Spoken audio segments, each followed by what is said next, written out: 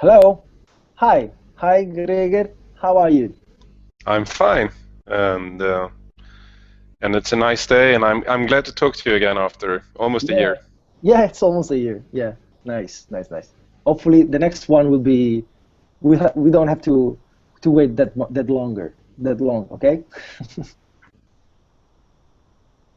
So, um what we are here about today. Um I want to talk to you about a kind of contracts I've been working on in the last years together with a few companies and on my own too. And I just want to know what you think about this. And I want your feedback, real-time feedback, to be live so that we get interesting ways of. So our conversation is real, not prepared, so we can see how it really works. Yeah, yes, it Okay? really is. There's nothing prepared about this. Yeah. So, um, since okay, I will take 1 minute and a half to introduce you this contract. It's very easy. Um, since I believe that a contract, any agreement should be matching these three criteria. It should be wise. It should lead the parties to an agreement that fulfills needs on both sides. It must be efficient. We don't have to spend days, weeks, months finding an agreement for a project because every day, every minute, every hour we spend on finding an agreement is waste. Where with waste I mean in the lean way, okay? So waste is everything that doesn't add up value, and I think waiting days to get an agreement to start adding value is waste. And it must be also fair. It must be protecting the relationship between the parties. So it must care for the future of our chance to get other agreements set up among us, between us. So a few years ago, together with Strategy, it's an Italian company I've been working a lot in the past, we came out with these kind of contracts. They are developing software, or they are caring for digital strategies of their customers, and they also perform interaction design. So they are all in all knowledge workers. And we came out with this simple formula.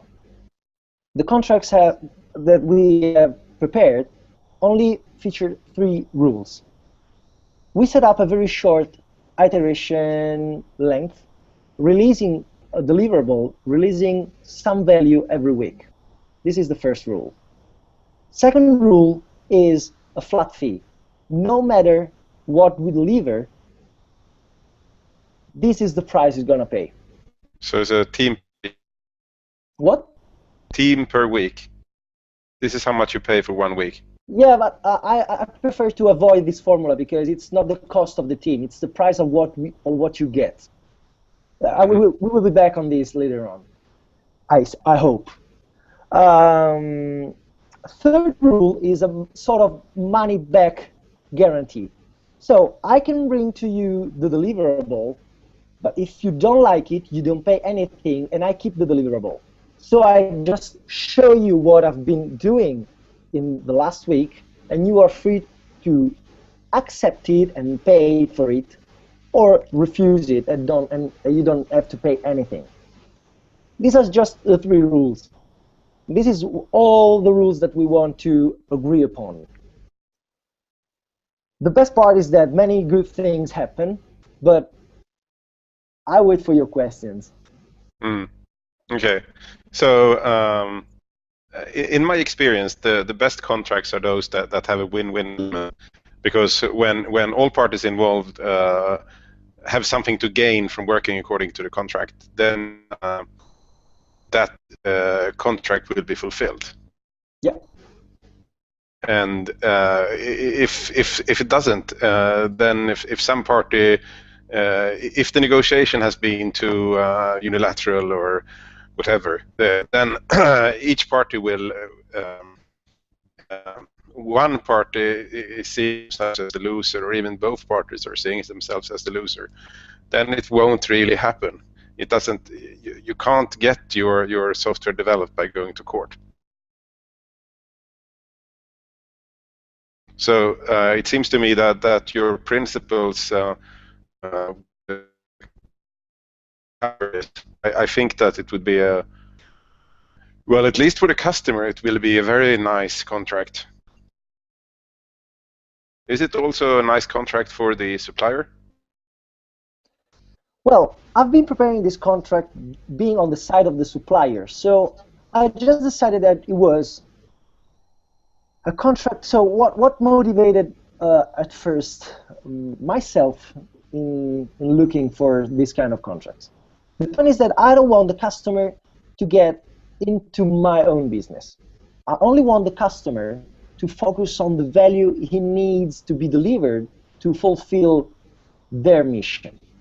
So instead of discussing my costs, instead of discussing my techniques, whether I do test-driven development or whether I do outsourcing or whether I do all in-house, it doesn't matter to you. I want to be free to detach costs and the price of what I do, exactly like we do in every other industry. I am free to sell laundry machines with a very high margin or with a very low margin or even under cost, whether according to my strategy towards the market. And I want to deliver some value to you, and I want to set up a framework that enhance our chance to validate this value very frequently without discussing how I deliver this value to you. Obviously, I just thought that it was fair enough to ask for the customer to just wait for the first 5 days instead of waiting for a quotation of my future deliverable, just to wait for the first deliverable. So I'm asking the customer to just wait 5 days while I work for free, and after the 5 days, he has something to evaluate as a real thing, as something that is deployable, that is releasable for real, and that can be paid afterwards, after his check, after their check. So, okay, conceivably, the customer could have a pyramid, and the first week they have 5 suppliers, and then they pay the other 3, and then in the second week they lose 1 more, so they have 2, and after 3 weeks they have 1 supplier that they are happy with, and they have paid for 3, 5, 6. They paid for 6 weeks of value in the first 3 weeks, and they've gotten a supplier that is value to the customer. I don't get the point. This is an agreement between one supplier, that it's me, and the customer. Why are you talking about many suppliers? I just didn't get the point. If the customer, if the customer, you say you skip the negotiation part and the usual procurement part, but the customer still maybe wants to decide between several suppliers. But if all the suppliers go in with this contract model, then it's possible for the customer to, at the very least, get some actual value delivered and to see really in action and compare this supplier to that supplier to that supplier and choose the best one they want. Yeah, that's a side effect I never thought of. I never projected the benefits of this contract on a market with my competitors using the same contract, but that's a nice consideration. I didn't think about this, but yes, that could be a very nice way to evaluate competitors, so concurrent suppliers on a common basis. Yeah, definitely. Now, the best part is that all in all, we're just asking the customer to wait for 5 days that usually we are asking to wait for just for the quotation, and instead going into the real thing very soon. Obviously, you must be capable to deliver a working software or a meaningful analysis or a good prototyping if you are doing UX design just in 5 days. But obviously, you are expected to deliver what's reasonably deliverable in 5 days. And this is the best part for the supplier. This is the reason why I decided to go with these contracts. That's because I want to we are cross-evaluating. You are evaluating my chance to deliver software or a working deliverable within 5 days, within the first 5 days. But I'm testing your attitude towards the product, whether you are putting skin in the game, whether you are interested in getting real value instead of just some bureaucratical attitude, or you are just a manager trying to spend your budget into something that it's not really needed, or all the dysfunctions that I've seen happening in many kinds of companies. Yeah, yeah. In some places, managers have a cost target, IT cost target, and they must spend it on the cent, not more, not less. Exactly. Not counted at all.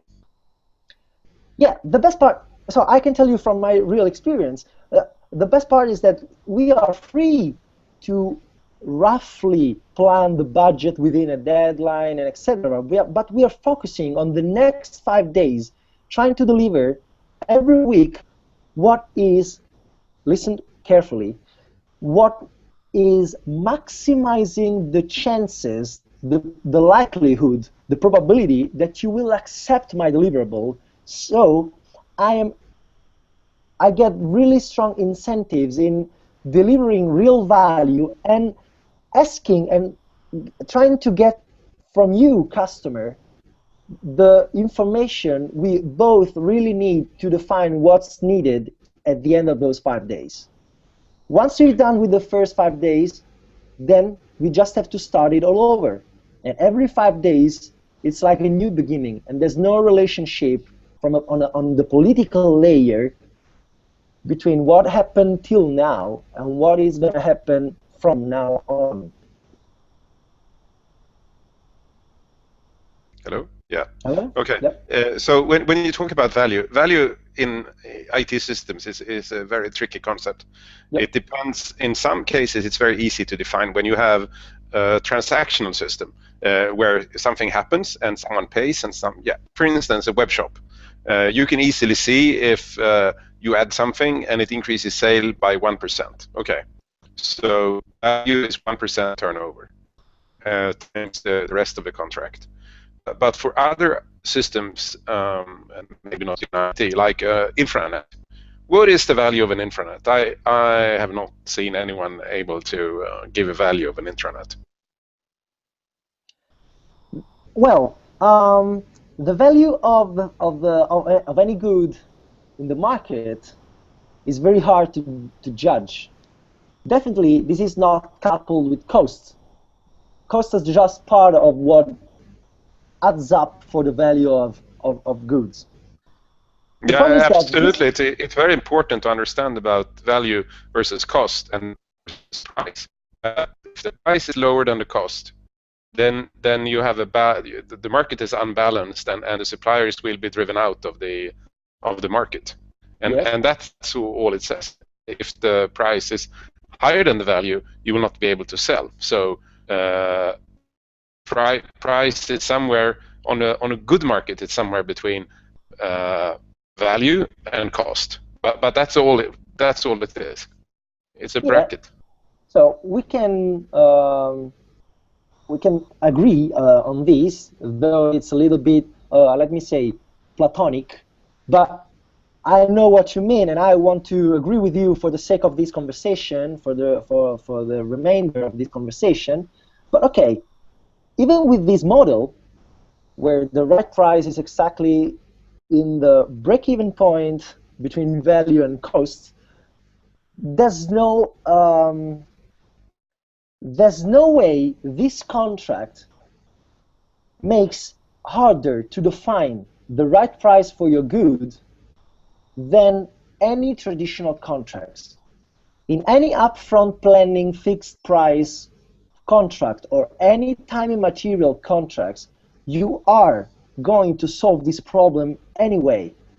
So with this contract, we're not solving the problem of defining what's the right price for the value I'm delivering, but still, I'm not making this problem any worse. I'm just making it easier to quickly, rapidly, and frequently evaluate what's my what's the quality of my agreement, what's the quality of the supplier I'm working with, what's the quality of the customer I'm working with, and whether the value delivered so far is a good match with the price I'm paying every week. Let me give you first a bad example and then a good example. Okay. In the bad example, it was quite a few years ago. A customer told me, well, you have estimated this feature at 100 hours, so let's say 1 week, but it's only worth half a week for me. So what else can you add in this week that so it's worth it for me? Well, this is a negotiation problem, but as in every agile thinking is sort of empirical rather than theoretical. So there's no formal, not a complete formal compendium of knowledge to address all issues, but still, I have observed in reality that planning and finding an agreement on what's really possible and impossible within 5 days, 5 working days, is lots easier than doing the same game on the next 5 months or even 5 weeks. So can you tell me the typical how do you do the negotiation? Is it Monday morning 8 o'clock or? Now the best part is that as long as I understand your main need, and as long as I am free to ask during those 5 days for more information to define those needs in a better way, I don't even need to plan those 5 days. I just show up at the end of 5 days of work with a deliverable, and I say, hey, this is what I think is matching your need and what we've been capable of doing during the last 5 days. Check it out, kind of and ask if it's worth what? It is a trust-based model. You ask the customer to trust that I'm really good at what I'm doing, and I think I based on our conversation, I fairly well know what you need, and I'm going to deliver it to you with top quality on Friday.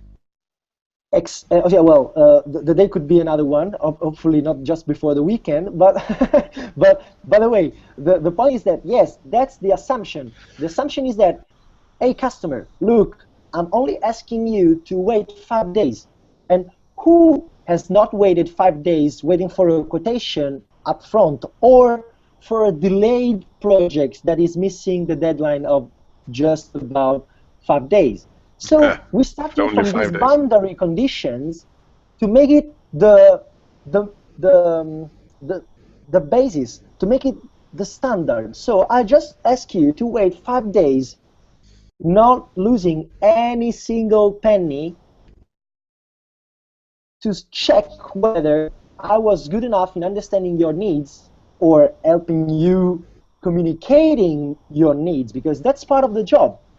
Wireframing, analysis, market research, user research are all suitable activities for the first iterations and going on that are delivering you the value of knowledge that I can check whether you are honest enough to acknowledge me after 5 days. Because if I prepare a good market research, if I prepare a good a wireframing for your web service, and you are going to accept it, so you mean it's good for me, it's good enough for me, then I'm checking whether you are a kind of customer that acknowledge the value of all those activities.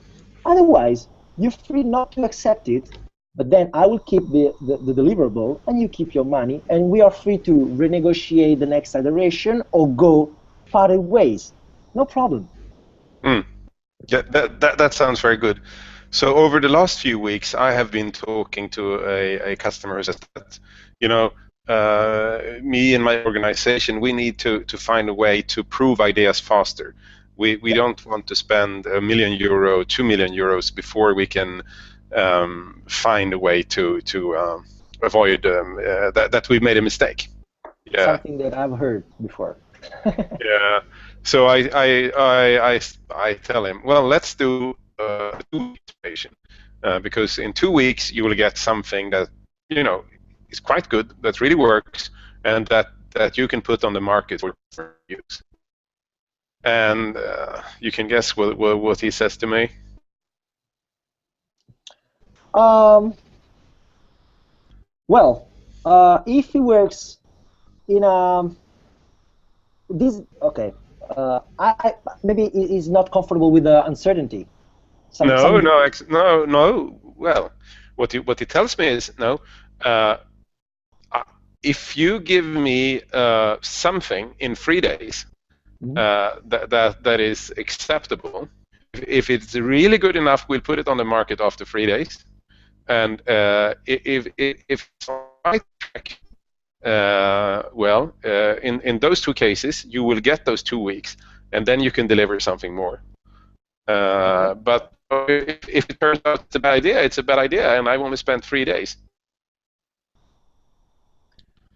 Okay, so sorry, I got problems with the audio. So the point is that if it's a good idea, he's gonna confirm for the next iterations. Yeah. If it's not working, then he's gonna give up with no payment for you, right? Well, no, he pays for the 3 days. Okay, so at least the cost.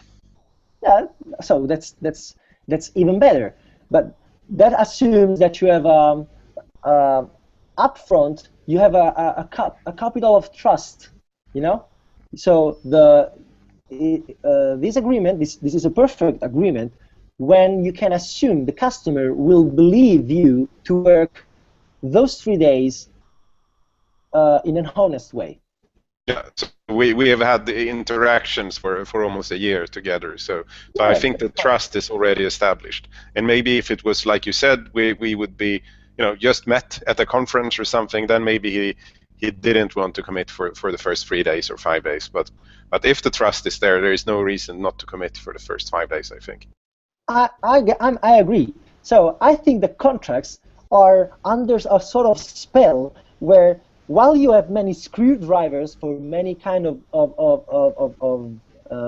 operations that you have to do, instead contracts must be one-size-fits-all tool. Instead, contracts are a tool like another one. So if you want to maximize the feedback about the parties, you have to use some kind of contracts. If you want to maximize financial performance, you have to use another kind of contracts. If you got trust and you want to maximize the speed of delivery, you have to use other kinds of contracts. These kind of contracts, these extreme contracts I'm talking to you about, are meant to address the first encounter with a customer that is willing to get something done in a very high uncertainty context. Mm-hmm. Yes. So you don't know anything, we don't know anything about each other, and we don't know anything about the market. So how can we quickly go to the minimum? It's sort of, okay, let's coin it. This is an idea. That's the minimum viable trust amount that we can use as a basis to go on with our relationship, because let me recall you, we want to be reaching a wise agreement, but also in a very efficient way, and these two criteria are met by these extreme contracts, but also the third one is met because we want to just evaluate just enough to check your trustworthiness, and then repeat the game as long as we see our reciprocal trust build up. Mm. But then on the other hand, there is this effect that when you work with this system, the solution, you will build knowledge, and it'll be harder and harder to break the contract. So people sitting as contractors for 20 years working the same thing. Yeah, but that's again, this is not a. If you see it as a problem, I'm agnostic here. But if you see it as a problem, this kind of contract is not making it any harder. If it's not a problem and it's a value to you, then these contracts are not an obstacle in the way to build up this reciprocal and implicit knowledge about the project, about the business you are in. No, I think this kind of contract will work well for the kind of situation you're describing, and it's quite funny that you sent me the invite to talk about this, and at the same time I'm actually talking about the customer with exactly the same issues, that we don't want to commit to 6 months to prove that an idea is good or bad. We want to do what is the smallest thing we can do to prove this idea? What is the smallest thing we can do to put it on the market and get feedback from real customers and even make some money from it if it's a transaction-based system? Yeah, definitely. Let me add a nice side effect. Shows up. The best part is that, all in all, these contracts just require you, the customer, to wait for 5 days, and after 5 days, after 6, 7 days, so we got it. After 1 week, you get a deliverable that is complete, and you just have to pay it or not. So all in all, we saw the contract disappear. No contract is needed anymore because we're just selling stuff that is already. So there's a sort of selling contract instead of a development contract, because this this is the fiction. We are in a market. I propose to a customer like you a product that is perfectly fitting your needs according to us. Is it fitting or not? It is? Nice. This is the price. So it's yours. We'll see you in 1 week for maybe another new release. And you know what? In 1 week, we're going to propose the market a new release of our software. That is a corner case. It's just a corner case that we are working on a market that is just made by one customer, you. Yeah, that's an interesting viewpoint.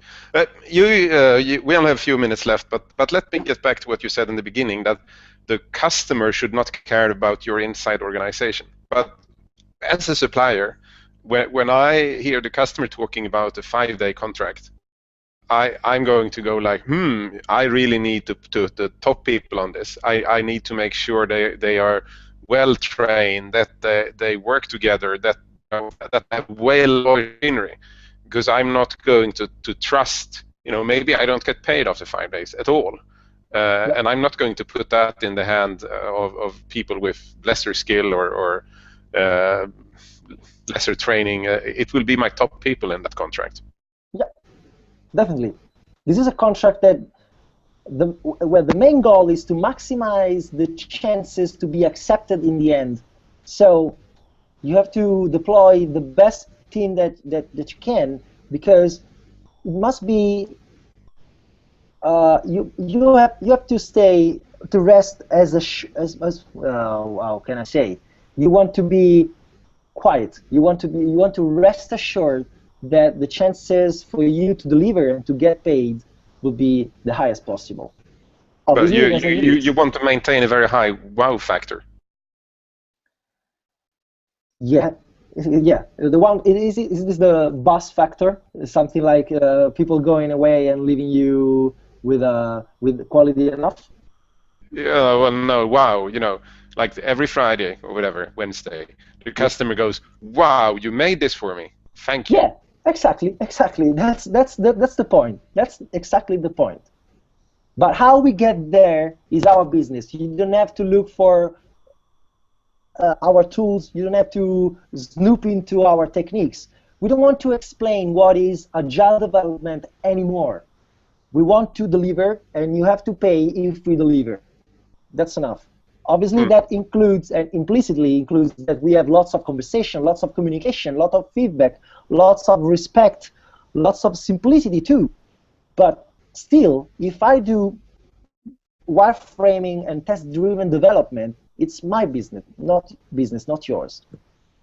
So, Jacopo, you're going to put this on your blog now? Yeah. So I would be happy to get your feedback in not not in the thing. So maybe you can think something in the next days and provide me with some precious feedback. But obviously, we can shift this conversation on Twitter. Though in the next weeks I will be in India, so I will be back by the end of April. But so that's nice. We can I'll talk about this probably then. write I'll probably write a blog post matching yours. So I hope people will go and read yours and mine and try to see if this idea applies to their own field.